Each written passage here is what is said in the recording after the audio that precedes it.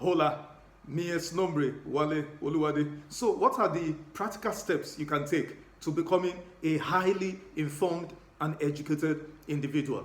I will use myself as an example here, and I am not by any stretch of the imagination saying I'm a perfect example, but at least if you're able to do what I have done, then you're on the right path. So, I will tell you, if I will itemize a few things, that I have done, that has brought me to where I am. Number one, I possess top quality graduate and postgraduate degrees in banking, insurance, risk management, and financial services sector.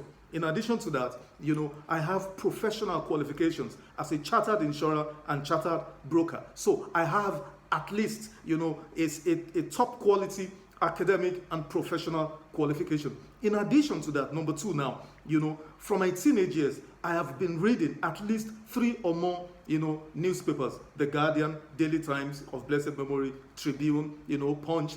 And now, besides, the reports contained in the newspapers, what really fascinated me were the writings, of top-notch columnists like Dr. Stanley Masebo, Dr. Olatunji Dare, Sonala Olumese, Shina Odugbemi, Dr. Ruben Abati, Segun Adeniyi. Of course, there are lots more, but I have learned a lot from reading top quality, columnists. I've learned so much from reading them, and I think for me that's really, the interest in reading, newspapers. Number 3, then I graduated from reading just newspapers and local columnists, to buying, Time International Magazine, Fortune Magazine, Forbes Magazine. I used to buy them, I had, my guys at the airports in Lagos. I have one in Abuja, some corners, some supermarkets in Abuja. Once it came, they called me. I come pick it. I have a library, filled,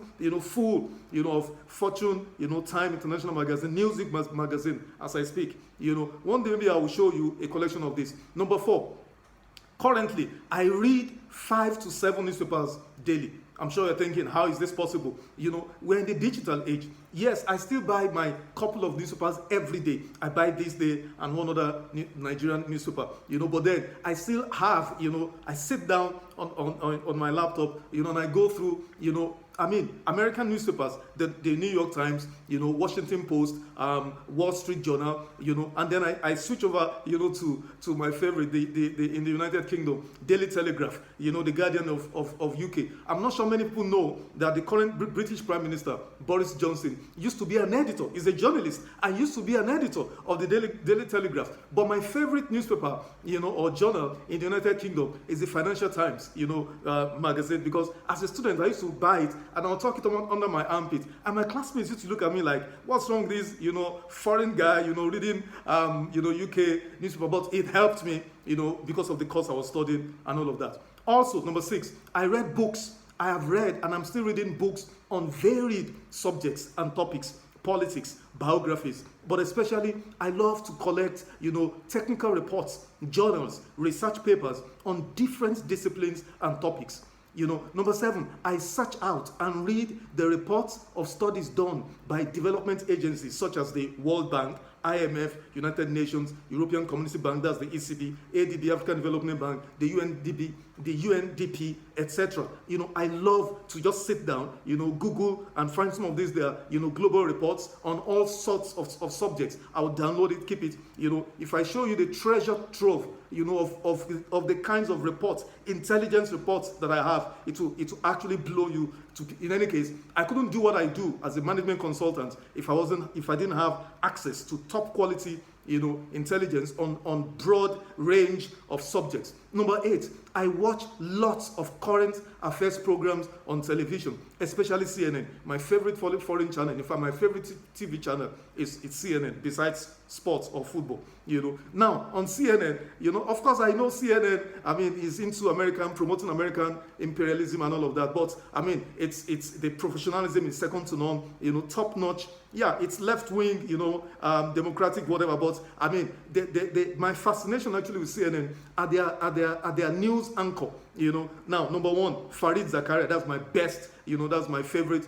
Program on CNN. Followed by Anderson Cooper, followed by Christian Amanpour, and then Chris Cuomo, and even Don Lemon, So I sit down, I listen to these guys, because they bring a lot of intellectual stuff, to what they do, Of course, I do a bit of Nigerian, TV current affairs programs as well, Then, number 9, I love and watch sports.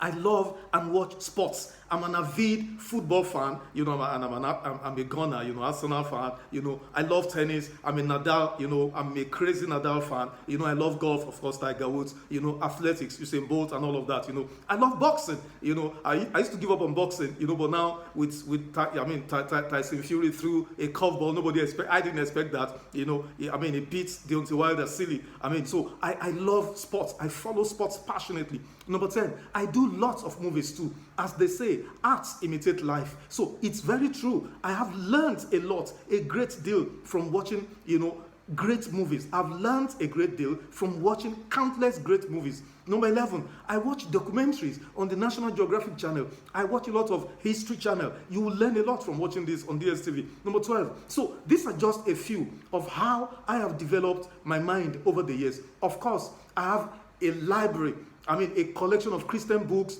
and collection of other instructional materials that can rank with that of any reputable preacher anywhere in the world. My Christian materials, books, DVDs, instructional materials, it can rank with anyone's anywhere in the world. So, in conclusion, let me say this, my most valued material possession on this earth are my books.